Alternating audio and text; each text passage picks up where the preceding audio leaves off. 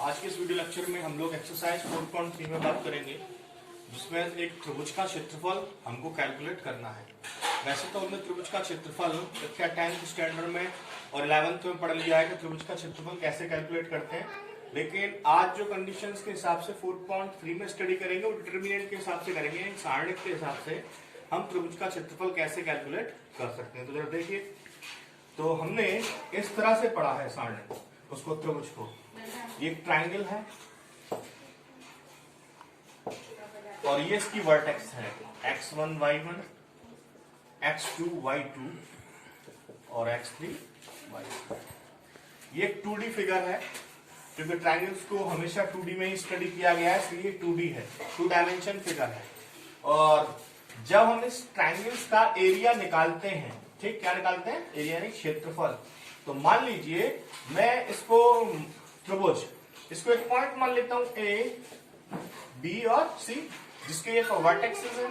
त्रिभुज A B C का अगर हम एरिया निकालें यानी कि क्षेत्रफल, तो हमने जो पहले पढ़ा था वो ये था 1/2 x1 y2 minus y3 plus x2 y3 minus y1 plus x3 y1 minus y। इस तरह से हमने ट्रायंगल्स के अंदर इस एरिया को स्टडी किया पिछली कक्षा में। लेकिन हमें स्टडी क्या करना है? हमें डिटर्मिनेंट में स्टडी करना है।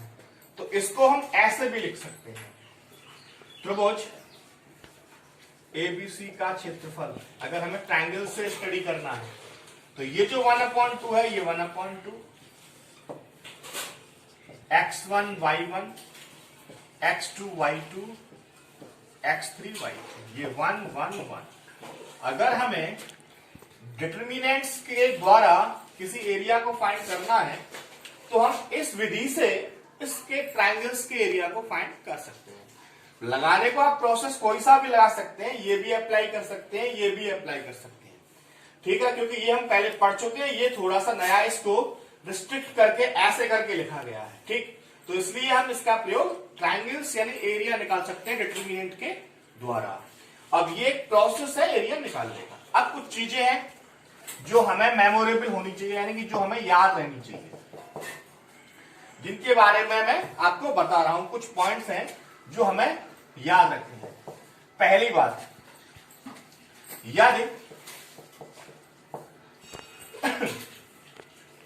यदि एरिया जो है, ये ट्रायंगल है, यदि एरिया ऑफ ट्रायंगल, ठीक, यानी कि यदि एरिया ऑफ ट्रायंगल 0 है, यानी कि अगर त्रिभुज का क्षेत्रफल 0 है, तो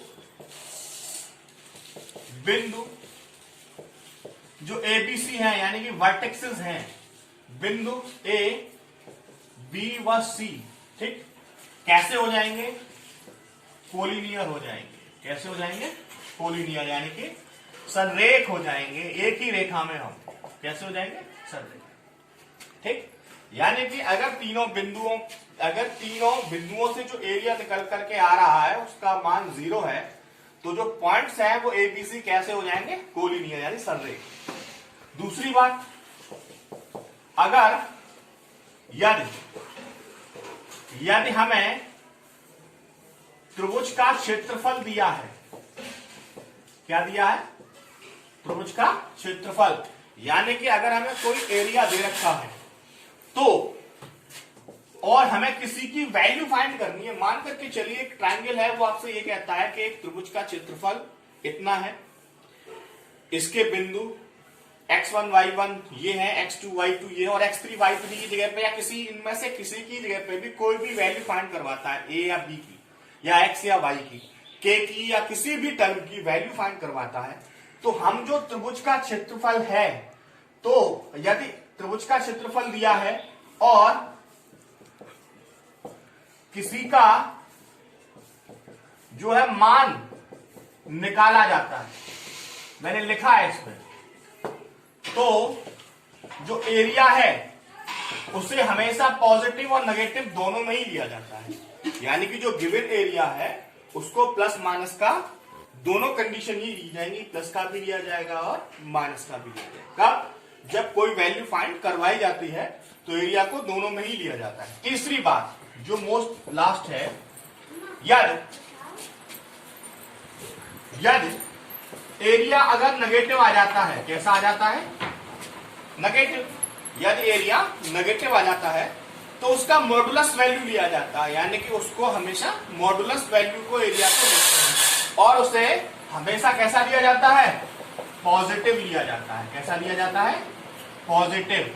ठीक, तो ये याद रखेंगे, अगर एरिया नेगेटिव आता है तो उसे हमेशा पॉजिटिव लिया जाता है। ठीक, क्यों? क्योंकि एरिया नेगेटिव नहीं होता। लेकिन अगर किसी की वैल्यू फाइंड करनी है तो उसमें प्लस माइनस का दोनों का ही लेकर के चलना होगा। ये 3 कंडीशंस है जो आपको याद रखनी है। अगर एबीसी के लिए अगर किसी भी उसके लिए एरिया 0 आता है तो वो कोलिनियर हो जाते हैं।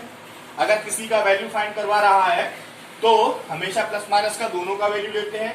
यदि एरिया नेगेटिव आता है तो उसको पॉजिटिव ही लिया जाता है, मॉडुलस फंक्शन की वैल्यू ली जाती है। ये 3 कंडीशंस है। इसी में ये एक्सरसाइज खत्म हो जाएगी। अब देखते हैं जरा क्वेश्चंस में कि क्या कह रहा है क्वेश्चंस में। तो एक्सरसाइज शुरू करते हैं। 4.3 का क्वेश्चन नंबर फर्स्ट है, त्रिभुज का क्षेत्रफल ज्ञात करना है। कुछ पॉइंट दिए हैं, तो ये 3 पॉइंट हैं, इनको ऐसे लिख सकते हैं हम। x1 y1 1,0, x2 y2 6,0 और x3 y3 4,3। क्या फाइंड करना है? एरिया। ये जो ट्राइंगल है ये एरिया को रिप्रेजेंट करता है। मैंने आपको बताया था 1/2 आगे लगा लेंगे। फॉर्मूले में क्या था? x1 y1 x2 y2 x3 y3 1 1 1। इस कंडीशंस के हिसाब से इन वैल्यू को पुट कर दीजिए। x1 y1 1 0 6 0 4 3 1 1 1 और आप एरिया फाइंड कर दीजिए। तो देखो जरा 1/2 ये आ गया। पहले इसको लेंगे 1 को, डिटरमिनेंट का मल्टीप्लिकेशन आपको आता है। ये 1 को लिया, इसका इससे 0, इसका इससे माइनस का 3, क्या आएगा? माइनस का 0, इसका इससे 6, इसका इससे माइनस का 4, क्या आएगा? प्लस का 1। ठीक, इसका इससे 6 18 और इसका इससे 0। 1/2 जब इसका मल्टीप्लाई करेंगे माइनस का 3, ये टर्म इसको 0 कर देगा और ये 18 प्लस का। ठीक, यानी कि 1/2 माइनस 3 प्लस का 18 कितना बचेगा? 1/2 15, यानी कि 15/2 वर्ग इकाई। ठीक, ये इसका फर्स्ट क्वेश्चन का आंसर है। सिंपल तरीका, एक पार्ट मैंने कर दिया है, बचे हुए 3 पार्ट आप 2 पार्ट जो है जो बच रहे हैं इसमें वो आपको लगाने हैं और इस तरह से हम इसका एरिया फाइंड कर सकते हैं। क्वेश्चन नंबर सेकंड में कहा है, ये 3 पॉइंट दे रखे हैं, ट्रायंगल्स के वर्टेक्सेस दे रखी हैं ए बी और सी। उसने ये पूछा है कि आप ये सिद्ध कर दीजिए कि ये कोलिनियर है, यानी संरेख है। तो उसको करने के लिए सबसे पहले सिंपल तरीका, आप x1 y1 को कंसिडर करिए, फिर x2 y2, फिर x3 y3। और आपको पता है जब कोई भी पॉइंट्स कोलिनियर होते हैं तो उनका एरिया जो है 0 होता है। ठीक, तो हम जरा फाइंड करते हैं एरिया। ठीक, फॉर्मूला था x1 y1 x2 y2 x3 y3 1/2 आगे 1 1 1। करना क्या है? कुछ नहीं करना, 1/2 वैल्यू पुट कर दीजिए। a b plus C, b c plus A और c a प्लस b 1 1 1। थोड़ा सा मैं इसमें एक ऑपरेशन अप्लाई कर देता हूं। क्या? C1 की जगह पे C1 प्लस C2 को मैंने ऐड कर दिया, यानी कि फर्स्ट कॉलम को चेंज कर रहे हैं और उसको ऐड कर दे रहे हैं। जैसे ही हम इसमें ऐड करेंगे क्या आएगा? a plus B plus C, a plus B plus C, a plus B plus C, b plus C, c plus a plus B 1 1 1। करना क्या है? 1/2 ये कॉमन निकाल लिया मैंने, a प्लस बी प्लस सी को। जैसे ही मैंने इसको कॉमन निकाला क्या बचेगा? 1 1 1 b plus C plus a plus B 1 1 1। ठीक, अब यहाँ आपने देखा जो मैंने आपको प्रॉपर्टी पढ़ाई थी एक्सरसाइज 4.2 में, यहाँ पर 2 कॉलम्स एक जैसे हो गए हैं, यानी 1 1 1 1 1 1। मैंने आपको वहां बताया था यदि दो कॉलम या दो पंक्तियां एक जैसी हो जाती हैं तो डिटर्मिनेंट का मान शून्य हो जाता है। क्या हो जाता है? शून्य। तो यहाँ लिख देंगे, यहाँ ये दोनों कंडीशन सेम है, तो 1/2 a प्लस बी प्लस सी, इस डिटर्मिनेंट की वैल्यू कितनी हो गई? 0। जब ये करेंगे तो ये 0 हो जाएगा। तो यहाँ कह सकते हैं अतः ए बी व सी संरेख है, यानी कोलिनियर है। ये मैंने प्रूफ कर दिया है। इस तरह से क्वेश्चन नंबर 2 को हम हल कर सकते हैं। मैंने इसमें मल्टीप्लाई नहीं किया, प्रॉपर्टी को अप्लाई कर दिया और ये छोटा हो गया, जल्दी से सॉल्व हो गया। इस तरह से हम इसको नंबर 3 के फर्स्ट पार्ट को मैं लगा रहा हूँ। या जो वर्टेक्सेस दे रखी है K0, 4,0, 0,2 और त्रिभुज का क्षेत्रफल मैंने दोनों ही कंडीशन में लिया, प्लस का 4 और माइनस का +-4 दिया। तो आपको करना है कि आपको त्रिभुज का क्षेत्रफल से K फाइंड करना है। तो कैसे लगाएंगे? हमने ये आपको बताया था कि त्रिभुज का जो क्षेत्रफल है ये 1/2 डायरेक्ट मैं वैल्यू रख रहा हूं K0, 4, 0, 0, 2, 1, 1, 1 इक्वल्स टू +-4। तो उसको सॉल्व आउट करिए। 1/2 K आएगा, इसका यहाँ मल्टीप्लाई करेंगे 0, इसका यहाँ करेंगे -2, -0, इसका इससे करेंगे 4, इसका इससे करेंगे 0, +1, इसका इससे करेंगे 8, -0 इक्वल्स टू +-4। तो 1/2 -2K, ये तो 0 ही हो जाएगा, और +8 इक्वल्स टू +-4। इसको 1/2 यहाँ 2 कॉमन ले लिया, क्या बचेगा? -K +4 +-4, 2 से 2 कैंसिल हो गया, -K +4 +-4। अब आपको करना क्या है? पहले पॉजिटिव वैल्यू ले लीजिए। पॉजिटिव लेने पर जैसे ही आप पॉजिटिव लेंगे -K +4 +4 -K, तो जैसे ही आप इसको ट्रांसफर करेंगे 4 - 4 कैंसिल हो जाएगा, K बराबर 0। अब नेगेटिव लेने पर जैसे ही आप नेगेटिव लेंगे -K +4 बराबर -4, -K equals to -4, -K equals to -8, minus से माइनस खत्म 8, यानी कि K की दो वैल्यू आ गई, एक तो 0 आ गया और एक K इक्वल्स टू 8 आ गया, या तो K बराबर 0 या K बराबर 8। इस तरह से आप इसकी और जो पार्ट है सेकंड थर्ड उनको आप फाइंड कर सकते हैं। सिंपल क्वेश्चन है, ज्यादा आपको कुछ करना नहीं है, या कर लीजिए। क्वेश्चन नंबर 4 के फर्स्ट में कहा है कि सारणिक का प्रयोग करके 1,2 और 3,6 से मिलाने वाली रेखा का समीकरण ज्ञात कीजिए। तो सारणिक का यूज करना है, तो कुछ पॉइंट तो उसने दिए हैं, यानी 2 बिंदु तो उसने दिए हैं। तो माना, कंसीडर कर लेते हैं, माना बिंदु एक दिया है 1,2 व 3,6